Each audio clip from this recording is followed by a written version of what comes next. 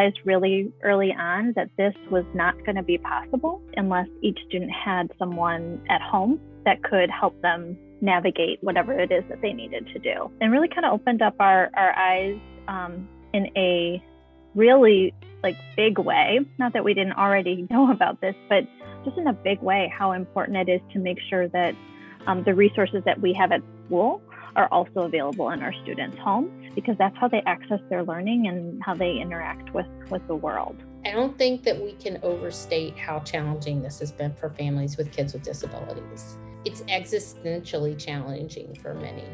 We rely heavily on school for a lot of things that a typical family might not. Our children get therapies through school. They have physical supports through school that we're not able to give them in the physical space of our homes in the same way, whether that's people support or also a special equipment support. And the needs for their education are really often very complex and very idiosyncratic. And so to support them, we really rely on the high level of expertise that we find in a school like Park. How do we get our students the equipment that they need to be able to access their learning?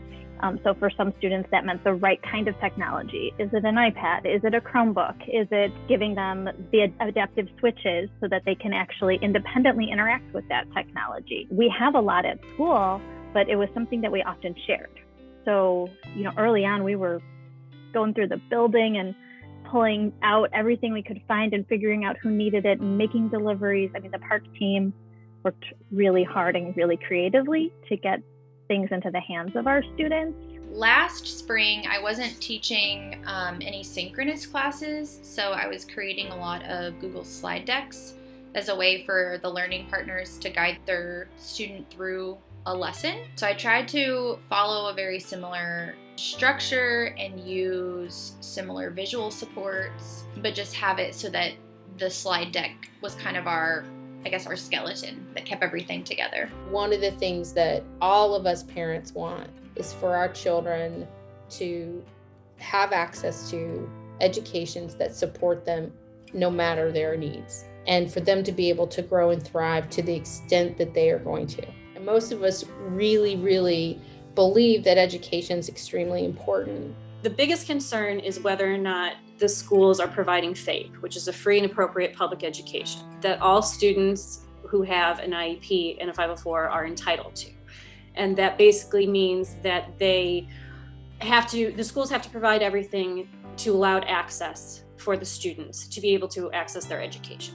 And so when you're in a remote situation, that's difficult because now you're asking children to be on Zoom all day.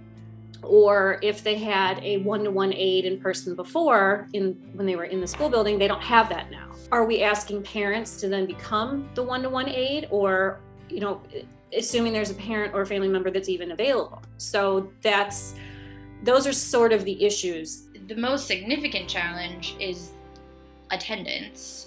And there are all kinds of reasons why sitting down in front of a computer is challenging, whether that is schedule or behavior, or there's just not the interest or the motivation for it. So before our shift to hybrid learning, where some of the students were in the school, there were some classes that I wouldn't have any students come to my class. We are, as teachers, responsible for creating asynchronous content.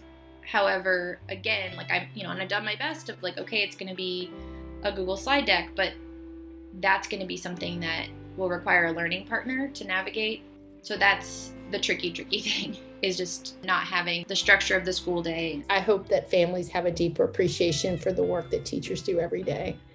I think our society takes teachers for granted in ways that I suspect we don't anymore. But I think it's probably also been really insightful for teachers. They don't always see the home environment. They don't always know what's happening at home, and having insight into that space and what it's physically like for a child to live in their home is, I'm sure, quite helpful for teachers, and imagining how they can structure their lessons and their therapeutic approaches, and therapists too, to better fit the realities of life at home. So I've seen some really phenomenal examples of families that Now with live interaction with their child's teacher, they are able to implement the specific strategies and the methods of teaching with their child. I've seen parents that have just exploded in their knowledge of sign language and now are able to communicate with their child in a way that they say they weren't able to do before, and really make us think more about how important that partnership is, even outside of COVID. And just how are we, working together to help families.